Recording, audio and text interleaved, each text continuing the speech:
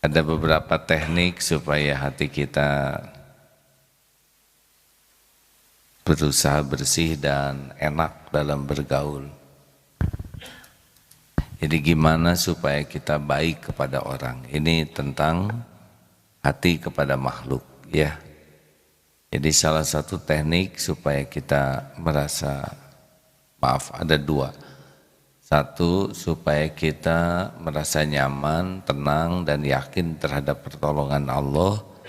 Yang pertama adalah senantiasa berbaik sangka kepada Allah. Caranya adalah dengan banyak menafakuri apa yang sudah Allah berikan kepada kita. Nah, biasanya kita itu menjadi gelisah karena memikirkan apa yang kita inginkan. Harusnya yang kita pikirkan itu apa yang sudah Allah berikan kepada kita selama ini. Kalau kita fokus dengan apa yang Allah karuniakan, nanti jatuhnya itu syukur. Dan ini sangat enak ke hati kita tuh.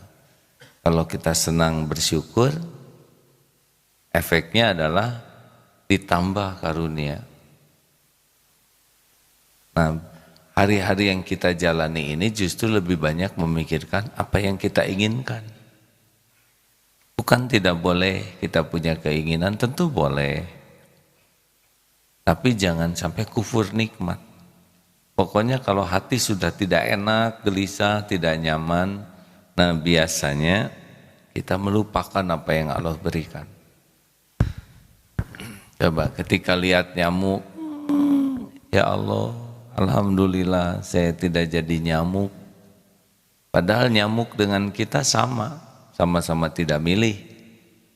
Dia jadi nyamuk bukan karena ingin jadi nyamuk, kita jadi orang bukan karena ingin jadi orang.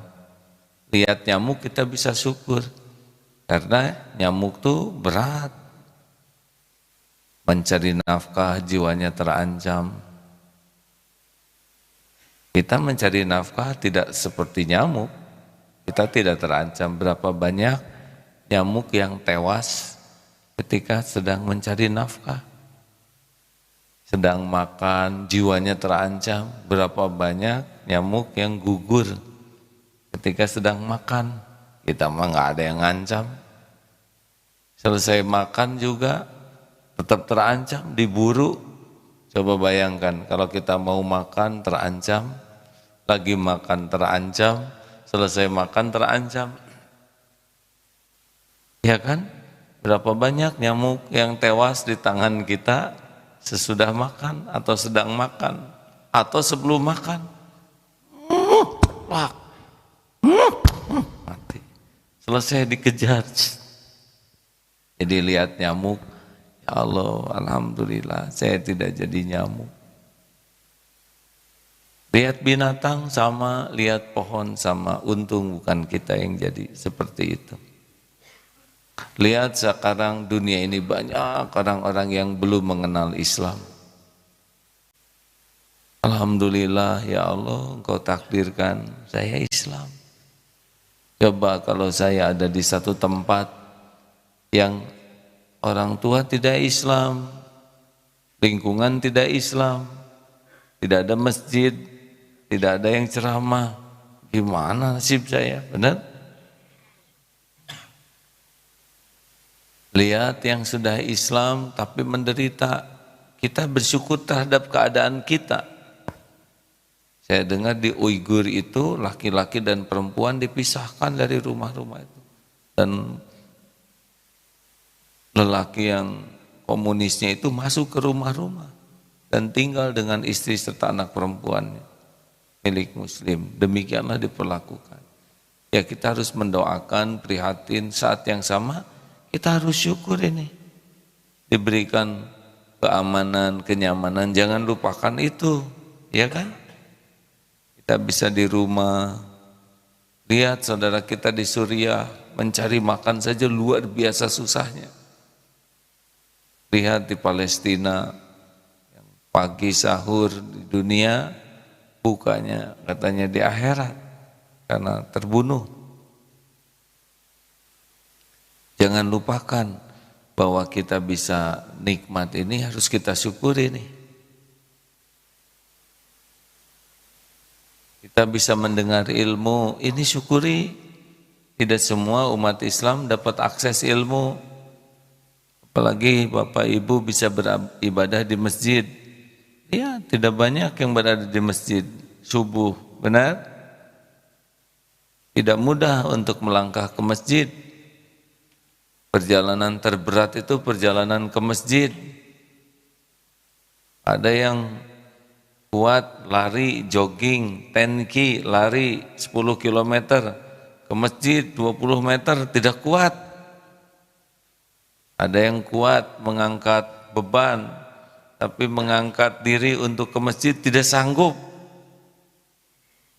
Jadi kita ke masjid ini tidak dengan meremehkan orang yang belum ke masjid.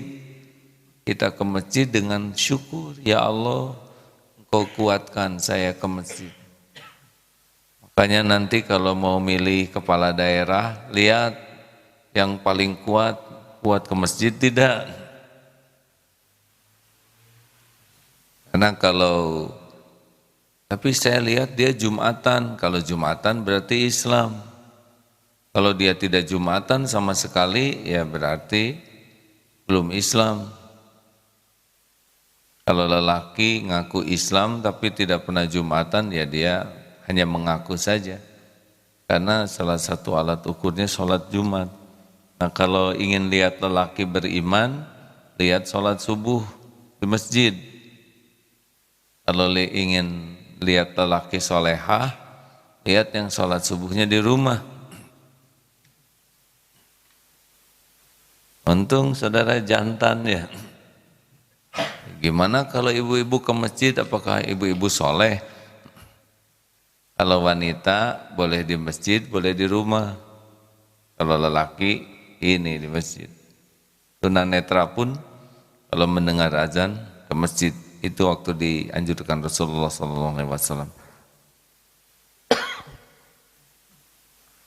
Lanjut. Jadi syukur. Nah makin banyak ingat karunia Allah. Lihat apapun kita bisa ingat apa yang Allah berikan. Lihat yang sakit, alhamdulillah badan kita sehat. Betul? Lihat yang menderita, kita diberikan nikmat. Makin banyak kita melihat pemberian Allah, termasuk ditutupinya aib, ditutupinya dosa, ditutupinya kekurangan dan kesalahan kita. Ini pun merupakan satu yang harus kita syukuri. Karena ini pun bagian dari karunia Allah nih, tidak disegerakan balasan dari Allah terhadap dosa kita. Benarkah? Kan orang tidak ada yang tahu sholat kita tidak khusyuk. Allah tahu. Allah tahu setiap lirikan mata, astagfirullahaladzim. Allah tahu semua yang kita sembunyikan, astagfirullahaladzim. Ya kan? Nah kita harus syukuri juga itu. Masih ditutupi aib, dosa, kejelekan, kekurangan. Kita jarang memikirkan tutup karunia Allah ini.